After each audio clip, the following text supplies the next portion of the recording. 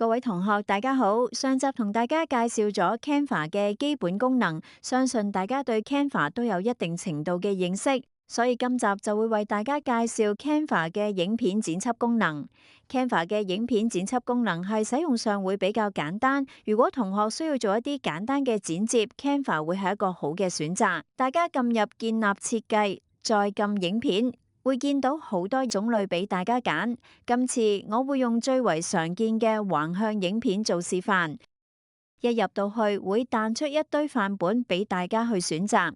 如果大家係想做一啲簡單嘅片頭片尾動畫，直接用範本去開始設計，會係唔錯嘅選擇。如果大家唔用範本，可以上載自己嘅影片進行剪輯。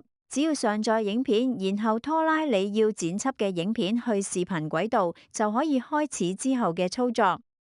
下面嘅部分就係我哋進行主要操作嘅地方，但係頁面整體其實都同做其他嘅 Canva 設計並冇分別。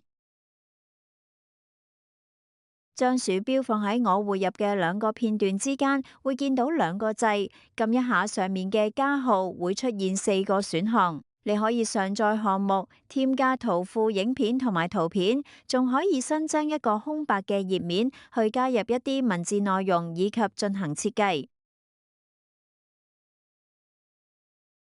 而加號下面可以加入轉場效果，只要你將鼠標放喺唔同嘅效果上，你就可以進行預覽，然後先再決定要用邊一個。轉場效果嘅秒數同埋滑動方向都同一般用 Canva 做設計一樣，可以喺選擇完之後做調整，所以我而家就不多作示範。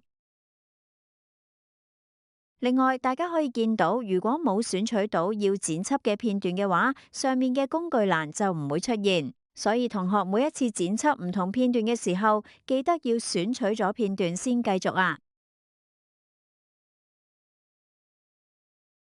撳一下上面嘅編輯，可以對影片嘅整體色調進行一啲調整，或者可以直接套用 Canva 提供嘅濾鏡。影片速度都可以喺呢個位置調整。轉場效果除咗啱啱講到嘅位置，都可以喺度添加或者更換。喺右邊嘅分割可以將影片分割為兩段，可以將唔要嘅片段分割出嚟，然後直接刪除。或者你可以將時間線移動到你要進行分割嘅位置，然後滑鼠按右鍵再撳分割。不過我通常會直接撳鍵盤嘅 S 去分割影片，咁就會再快啲。音訊工具可以截取音訊。截取之後就會有一條聲出現喺音訊軌道上，我哋就可以分別剪輯影片同埋音訊。工具欄上面嘅喇叭可以調節影片音量，高速可以調節影片速度。同剪輯片段同樣道理，要點選一下音訊先可以對音訊進行操作。撳同步節拍，再撳顯示節拍標記，下方嘅音訊就會出現一啲白色嘅節拍標記。同學可以喺每個節拍點加入或者切換唔同嘅片段。呢個功能對於掌握影片嘅節奏有好大嘅幫助。另外，我哋可以喺減弱為音訊加入淡入淡出效果，並進行秒數調節。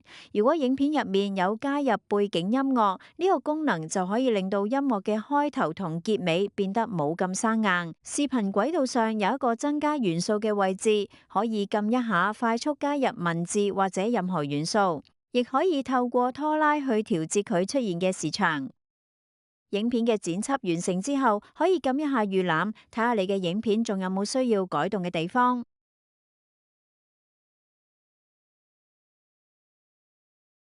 冇嘅話就可以撳分享，然後匯出下載影片。免費用戶嘅影片品質基本預設係 1080p， 並唔能夠作出調整。但如果對影片解像度嘅要求唔係好高，1080p 已經十分足夠。想知更多？立即掃描熒幕上嘅 QR code， 透過 WhatsApp 同我哋嘅招生職員直接對話，幫你揾出最適合嘅遙距課程。